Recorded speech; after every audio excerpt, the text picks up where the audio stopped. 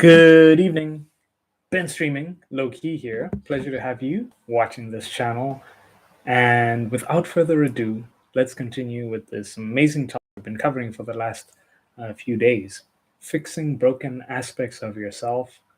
Tonight, specifically, I'm emotionally weak. Ugh, every time I say it, I get such a feeling because deep down, there's something in it that rings true about it. Have you ever felt in a similar way? Many people have, particularly men. And this thing to yourself, putting on this farce or this big act that you're emotionally strong, when deep down you can acknowledge, I'm emotionally weak, I'm hurting right now, I'm being manipulated, I need to step away.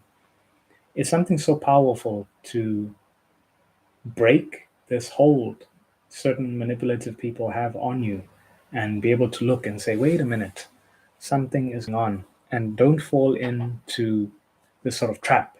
And when you realize the source of a lot of these things, your shopping addiction, your addiction to partying, your need to do something, your whatever it may be, this lack of exercising, or you've been binge eating or binge drinking, sometimes you just have to repeat to yourself, I'm emotionally weak and I'm doing an emotionally weak thing.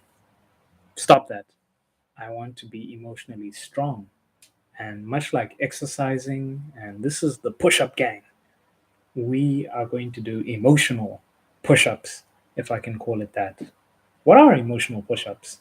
Well, for example, it's doing very small things like taking on good habits, self regulation, and constantly making the effort to affirm yourself to do better. And when you can draw back from certain emotionally weak behaviors, you can now grow yourself emotionally and get the strength to eventually take on that level 5 or whatever level manipulator you are dealing with, and be able to stand strong and do better. And not only that, but you will be able to train others and even set a shining example of, hey, you too can grow and become emotionally strong. Now, there's quite a famous story going around the news lately, and I don't want to say any names or try profit off of anyone's misfortune, but there's a particular actor I looked up to quite a lot, and when I saw his actions initially, he slapped a comedian on stage. I thought that's what he should do. He's in love. That's what love should be about. Completely giving up to emotions and doing the craziest things. And I realize now that is emotionally weak. And I recognize when I was emotionally weak, I had been in the same situation where I had to do a grandiose act to try to get a woman's attention, to try to get a woman's respect by trying to do something ridiculous. And maybe she'll see how desperately dedicated and infatuated I am with her, and she'll take mercy on me and just date me because she knows how desperately I need her. And that's not the way to live life at all. I mean, you need to get some emotional strength in yourself and self love to a point where you know you shouldn't be doing wild, crazy things like that. You should be so affirmed in who you are that your situation, you shouldn't even come close to situations like that. Um, you need to be at least two standard deviations away from, ever conducting yourself in a point where you're just filled with anxiety, like, I have to do something. Oh, I have to show her. I have to show her. When you truly love, care, and protect someone, there shouldn't even be a doubt in your mind that you'd have to do a gesture like that and risk your entire career and well being. For those of us normal people who aren't Hollywood A-list celebrities, we'll get in jail for that and will be visibly shaken. And, and I've been in a situation so similar to that now that I recall. I once I once went on a date, and she was someone who I had met about a year before. I got her number at she was at a very popular shopping mall. I'm not gonna give you too many details where it was because it'll be too easy to piece together. But I walked up to her, and she had a very eccentric outfit going on, and I told her, "Oh wow, that's a really wild outfit." And then I walked away. And eventually, I walked around the whole mall for like a good 30 minutes till I could find her again, and eventually, muster up that, hey, maybe I should try to get her number. So eventually, I got her number. We texted back and forth here and there. And when I first got her number, I think she missed one digit. So I had to call. I wrote all the possible combinations on a piece of paper and contacted all of them. And by sheer chance, I was able to get through to her 2 weeks later.